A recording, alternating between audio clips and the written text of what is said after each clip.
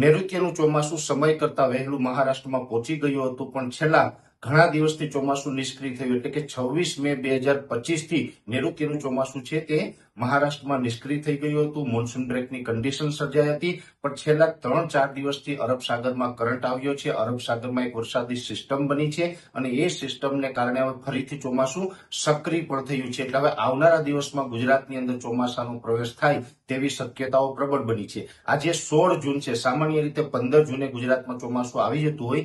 ગઈકાલે 15 જૂન સુધીમાં ચોમાસું છે તે ગુજરાતમાં પ્રવેશ નથી કર્યો, પણ હવે લગભગ 2 થી 3 દિવસની અંદર ગુજરાતની અંદર વિધિવત રીતે નૈઋત્યના ચોમાસાની શરૂઆત થાય તેવી શક્યતાઓ છે. ને એમાં પણ આજે 16 જૂન છે.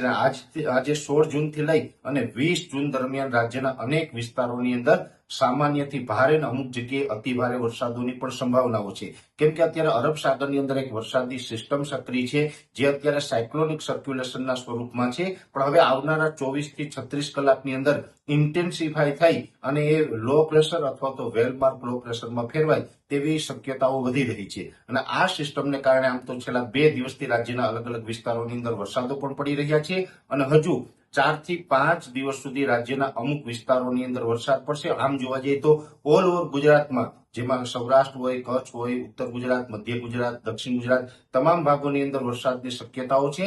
પણ ખાસ કરીને સૌરાષ્ટ્ર અને દક્ષિણ ગુજરાતના ભાગોની અંદર અતિ ભારે વરસાદ પડી શકે છે. દક્ષિણ ગુજરાતની અંદર ભરૂચ, અંકલેશ્વર, સુરત, નવસારી, વાપી અને ડાંગ જિલ્લાની અંદર અતિ ભારે વરસાદની શક્યતાઓ છે. એ સાથે સૌરાષ્ટ્રની અંદર બોટાદ, ભાવનગર, અમરેલી, ગીર સોમનાથ અને જુનાગઢ જેવા વિસ્તારો છે એની અંદર પણ આવનારા 4 થી 5 દિવસ સુધી અતિ ભારે વરસાદ નોંધાય તેવી શક્યતાઓ છે. બીજા વિસ્તારોની અંદર ઓલ ઓવર સામાન્યથી મધ્યમ વરસાદો નોંધાતા રહેશે. એટલે ખાસ કરીને જોવા જઈએ તો આજે 16 જૂન છે અને હવે આજે 16 તારીખથી લઈ અને 20 તારીખ સુધીમાં ગુજરાતની અંદર નૈઋત્યના ચોમાસાની શરૂઆત પણ થઈ જશે. અત્યાર સુધી જે વરસાદો પડ્યા એ પ્રી મોન્સૂન એક્ટિવિટીના હતા, પણ હવે નૈઋત્યના ચોમાસાની શરૂઆત થાય એટલે 2025ના ચોમાસાના વરસાદો એને ગણવામાં આવશે. અને આ ચોમાસું છે એ સમય કરતા થોડુંક લેટ છે, પણ એટલું કહી શકાય કે ચોમાસાની શરૂઆત છે એ સારી છે અને હવે વિધિવત રીતે નૈઋત્યના ચોમાસાની શરૂઆત છે એ ગુજરાતની અંદર થવા જઈ રહી છે. અને આ અરબ સાગરની જે સિસ્ટમ છે, આ સિસ્ટમને કારણે વાવણી લાયક વરસાદ પણ રાજ્યના મોટા ભાગના વિસ્તારોની અંદર જોવા મળે તેવું એક અનુમાન છે અને અમુક વિસ્તારોની અંદર સામાન્ય કરતા વધારે વરસાદ નોંધાય તેવી શક્યતાઓ છે. એટલે આવનારા 5-6 દિવસ સુધી, જેમાં 20 તારીખ 20 થી 21 જૂન સુધી રાજ્યના અલગ અલગ વિસ્તારોની અંદર મધ્યમથી સારા અને અમુક વિસ્તારોની અંદર અતિ ભારે વરસાદો નોંધાય તેવી સંભાવનાઓ હાલ દેખાઈ રહી છે.